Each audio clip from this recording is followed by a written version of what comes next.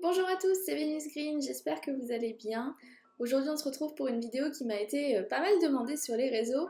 Je vais vous parler de mon bullet journal, donc comment j'organise mon bullet journal. Alors le bullet journal c'est un concept qui est assez en vogue en ce moment sur les réseaux sociaux, notamment sur Pinterest et sur Instagram. Mais si jamais vous en avez pas entendu parler, eh bien le bullet journal c'est une méthode d'organisation qui est complètement personnalisée et qui s'adapte finalement à nos besoins puisque c'est nous qui créons l'agenda qui nous correspond réellement. Donc alors moi contrairement à ce qu'on trouve surtout sur Pinterest, mon bullet journal il est hyper minimaliste, vraiment très efficace et rapide à mettre en place.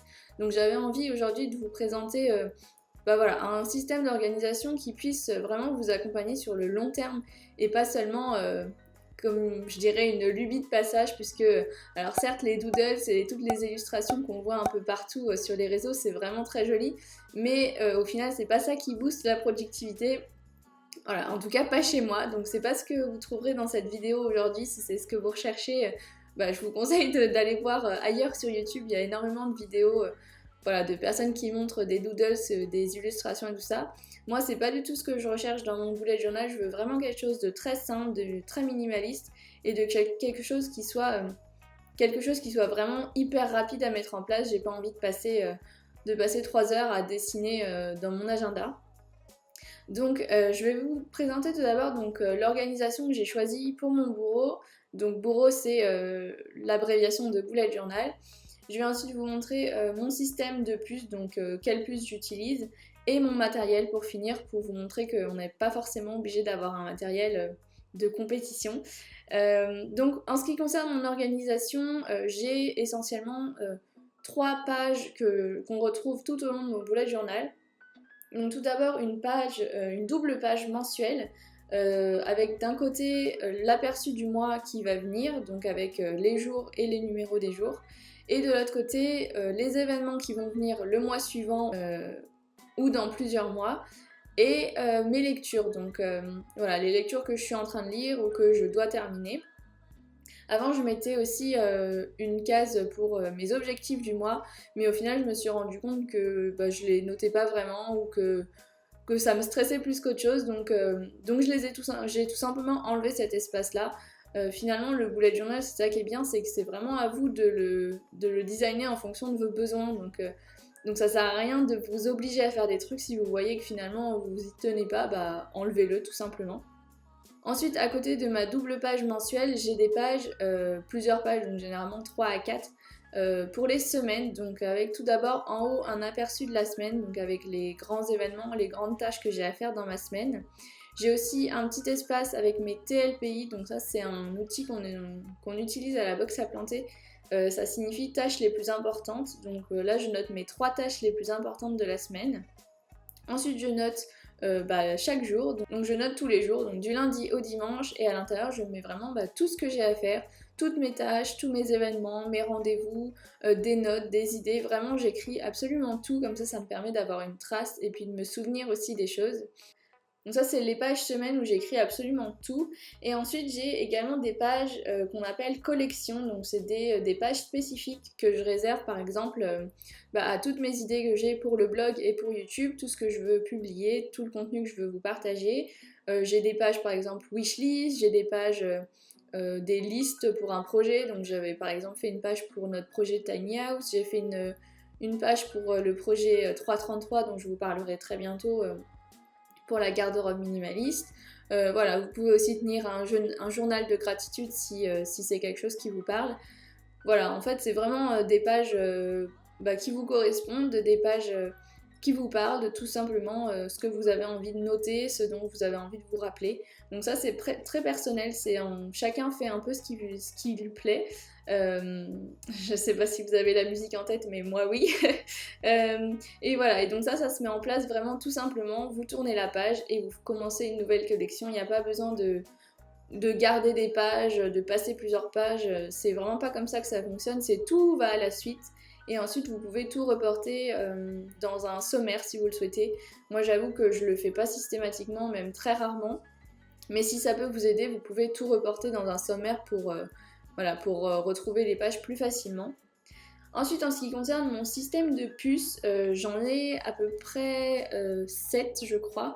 Alors tout d'abord pour les tâches, donc vraiment les tâches toutes simples que j'ai à faire au quotidien, je mets un point.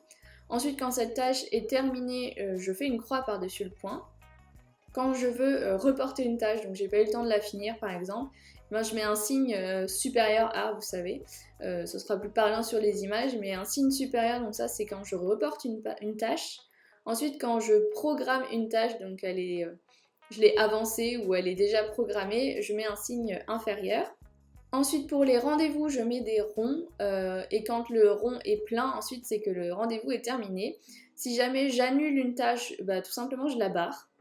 Et pour les notes, les idées, toutes les autres choses, je mets un tiret, tout simplement. Donc voilà, ça c'est vraiment un système assez classique qui revient assez souvent dans les vidéos YouTube de Bullet Journal.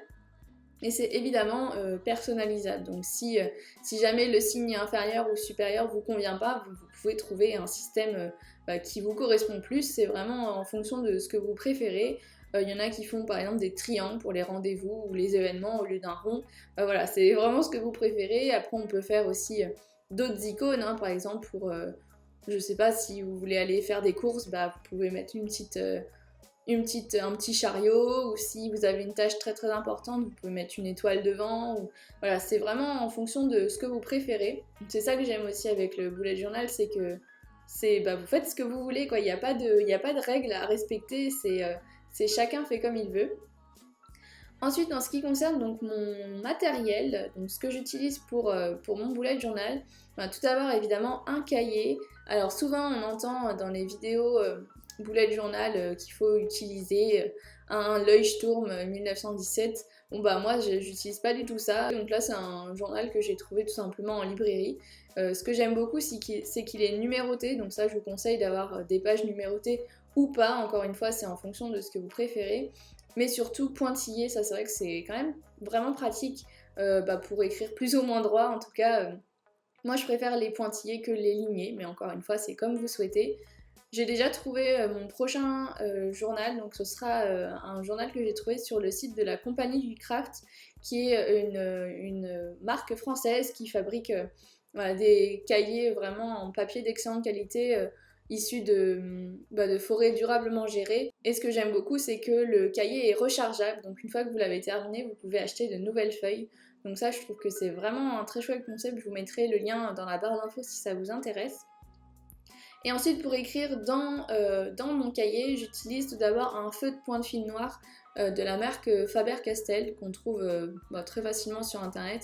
C'est vraiment des stylos d'une super qualité, donc je vous les recommande si vous cherchez un feutre pointe fine noire. Ensuite, j'utilise, mais ça c'est très personnel, un feutre double mine de chez Tombow. Je vous mettrai toutes les références dans la barre d'infos. Donc moi j'utilise, comme vous l'avez vu, pour faire quelques petites fioritures. Voilà, c'est vraiment léger, mais j'aime bien. Je trouve que ça fait ressortir les jours dans mes semaines. Et ensuite j'utilise un crayon à papier tout simplement quand je suis pas sûre de ce que je veux noter, ou voilà, ça sert toujours. Donc voilà, c'est tout pour cette vidéo sur le bullet journal. J'espère que ça vous aura inspiré et que vous aurez envie de commencer un bullet journal sans vous prendre la tête. Vraiment, c'est un système d'organisation qui est très personnalisable, et il faut pas se stresser, il faut pas avoir envie à tout prix de suivre les codes de tout ce qu'on trouve sur internet. Donc j'espère que ce bullet journal minimaliste vous aura plu. N'hésitez pas à me dire ce que vous en pensez dans les commentaires. Je vous dis à très vite dans une prochaine vidéo, je vous fais plein de bisous. Salut!